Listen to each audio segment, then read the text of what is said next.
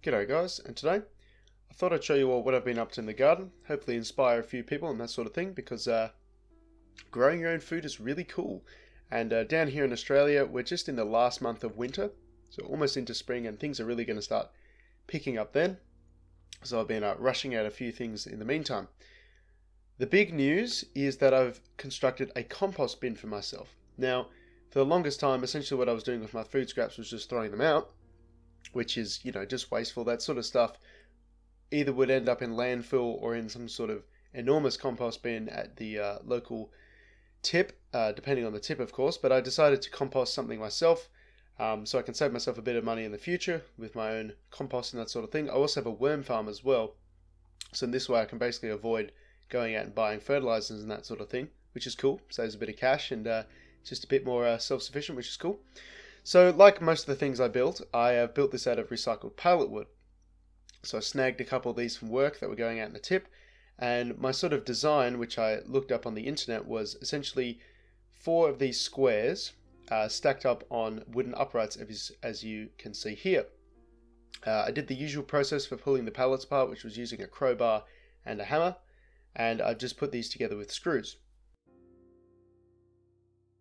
So what you're essentially seeing here is partway through the process, me essentially marking out evenly spaced intervals between these squares and then whacking them onto the frame. Now what you will notice is that there's a very large gap between all the squares. Now obviously you're thinking, all the compost is just going to fall out and nothing's going to work, which is why in the background there I've got a roll of bird netting, which I can use to wrap around the frame and obviously stop things from falling out, and also allows the compost to breathe quite a bit, because that's important for a compost bin. It needs to be able to breathe, have air circulating through and that sort of thing. So if most of my compost is open to the air, it's going to have heaps of room to breathe, and I was just going to secure that to the frame with these U-shaped nails, or staples as they're called. So that's pretty cool, but unfortunately I was quite unlucky, and the roll of bird netting I picked up from the hardware store was actually defective.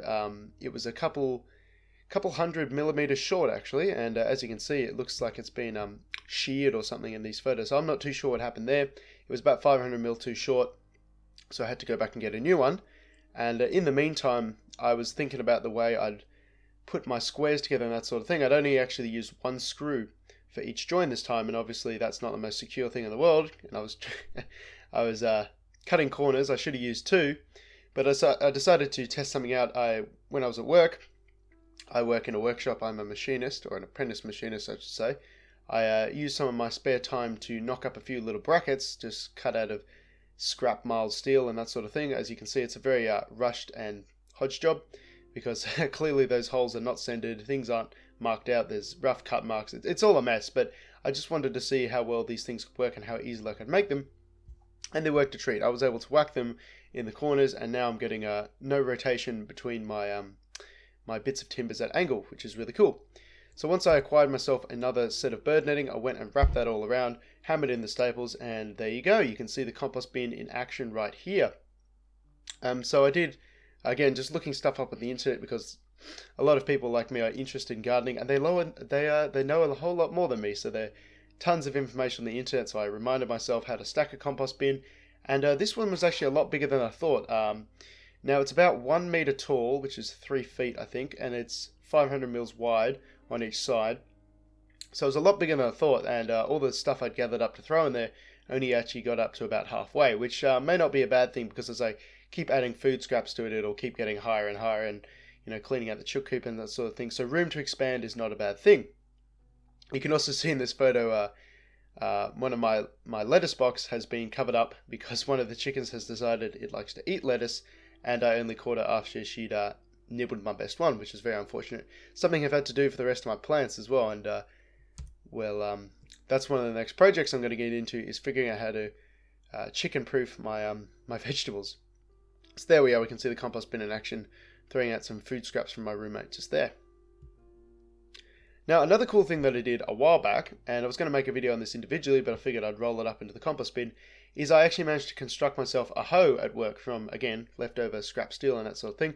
So all recycling here, pretty cool. Didn't have to go out and buy it, which saved me, $20-30, and I'm not on a lot of money, so that's handy. So I essentially just mocked up a design in my head. I wasn't 100% sure how to do it. I looked at a few photos on Google.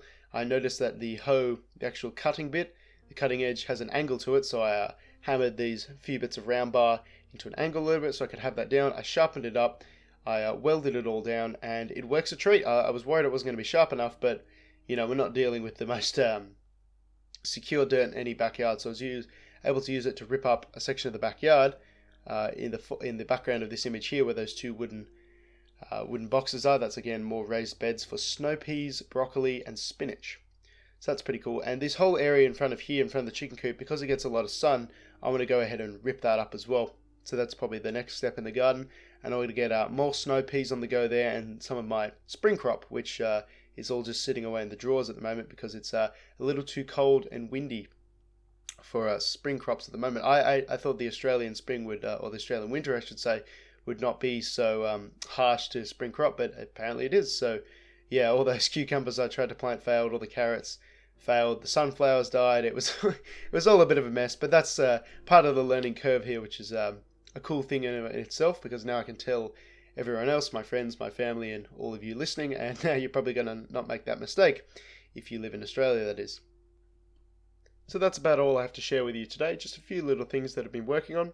Hopefully we're moving on to bigger and better things come springtime. There'll be a lot more of biodiversity in the garden. I've got a lot of things that I want to plant, and a few more boxes to make and that sort of thing. I'll probably make another update once those all start sprouting, but hope you all enjoyed the video, and thanks all for sticking around, and have a good one.